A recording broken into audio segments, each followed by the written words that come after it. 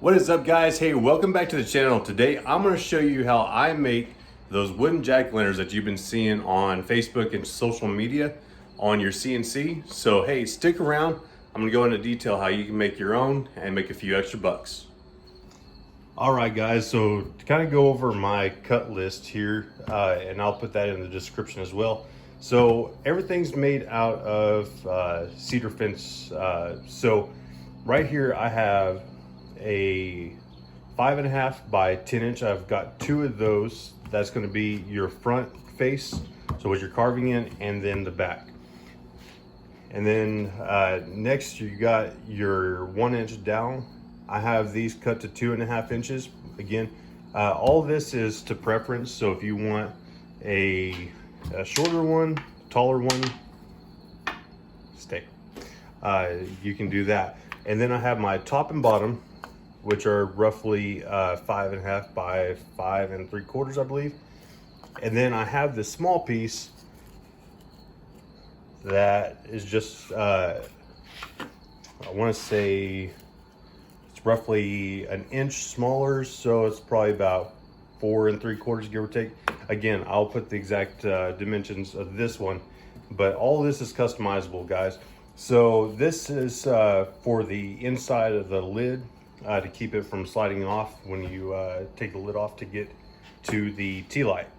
And again, I'll explain that more later on in the video here. So, all right, guys, so what I've done is I have my front piece here, which is just one of the 10-inch long cedar pieces by 5.5. And what we're gonna do, there are multiple ways for attaching your piece to your waste boards. So I just use brad nails. You can use double-sided tape. I really don't have good luck with that. I know a lot of people use that with CA glue.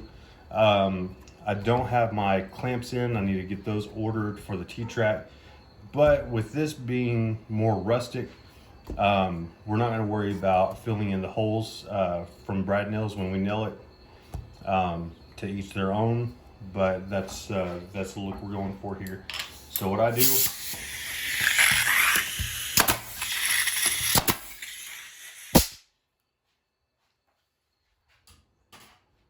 just one in the top corner, one in the bottom corner, across from each other. That's enough to keep it from moving around. All right, and if I didn't mention, we are doing this on the Onefinity CNC machine, but guys, this can be done on any CNC machine. In fact, if you don't have a CNC machine, I've seen this done on scroll saws. There's other ways to do this, guys, but on this project, we're going to be using the Onefinity CNC machine. All right, guys, we got everything homed. Make sure your screen looks like this if you're running the Onefinity CNC machine. Got our file loaded. Turn this router on and let's get started.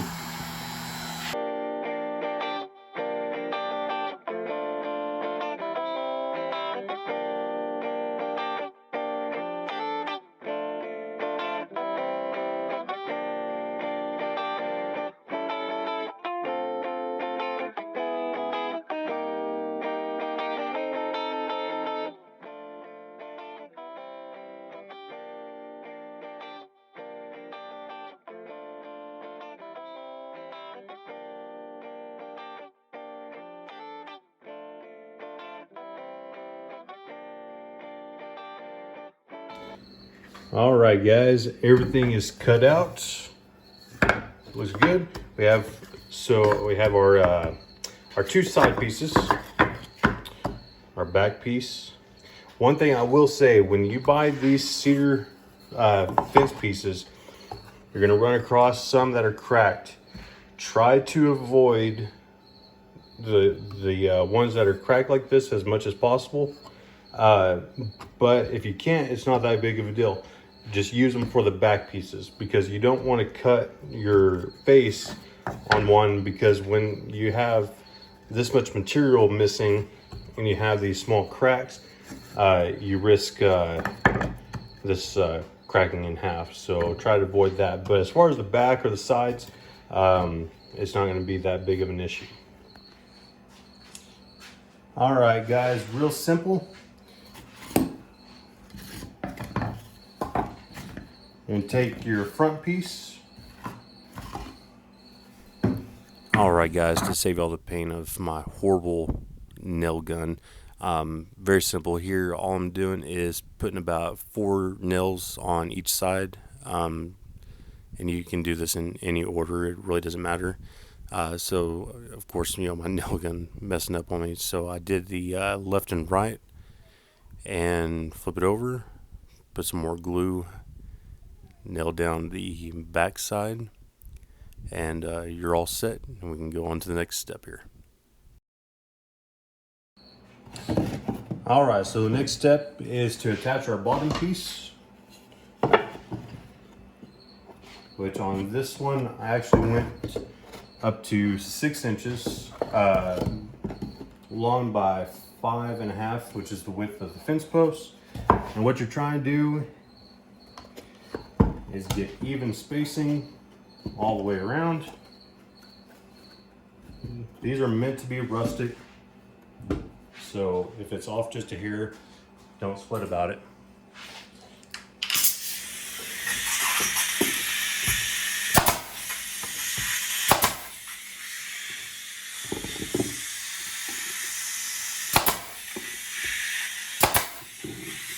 All right, guys, so we got the bottom one. Next step is our top. So what we need is grab a tape measure,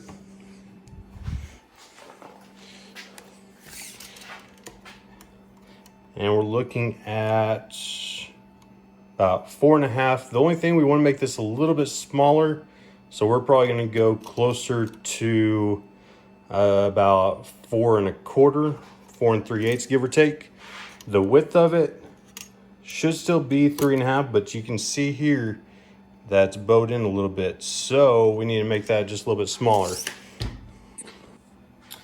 All right, so we got our top piece. My suggestion is, if you have a fence post that isn't perfectly straight like that, I would put the bow on top, I guess you'd say. Just sets better, looks better to me.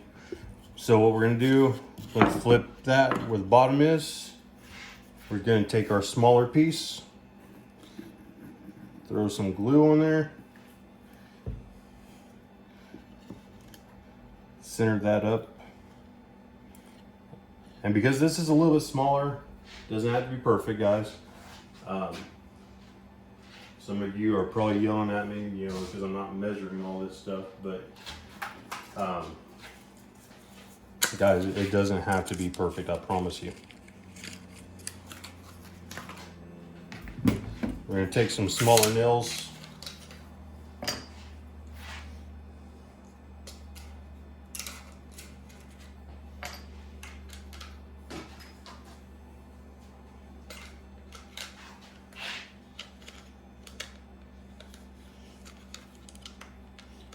I can get my nail gun a little bit.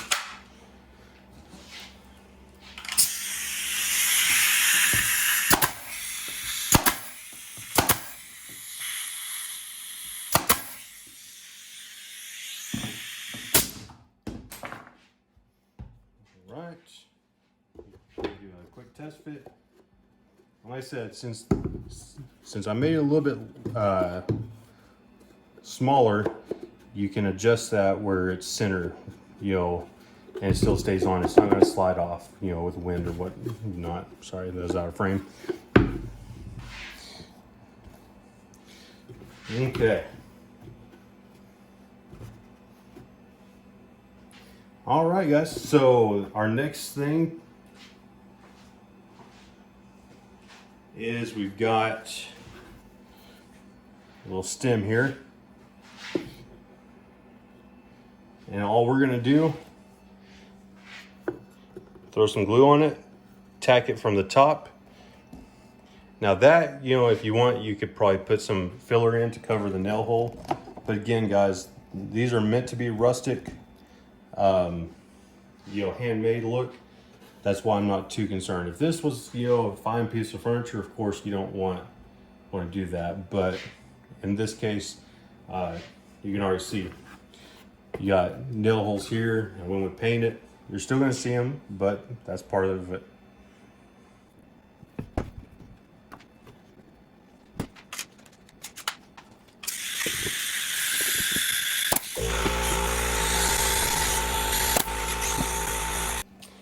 And guys, that is it. Last thing you could do, throw some paint on there, stain, or leave it like that, you know, whichever the customer, you know, prefers, and you're good to go. And guys, here's a quick little demonstration with the tea light in there. I'll link what I use as far as off of Amazon for tea lights. They're not that much. If you're going to do a lot of them, that's the best way to do it. Hey guys, thanks for sticking around while I make this jack-o'-lantern. I hope that helps you out on your CNC projects. Again, you don't have to have a CNC. You could do this on a scroll saw. There's other ways to make this, but today we're using the Onefinity CNC. Hopefully this helps you guys make a few extra bucks. And if you like this video, please hit that like button, subscribe, and we'll have some more content coming out later this year. Appreciate it.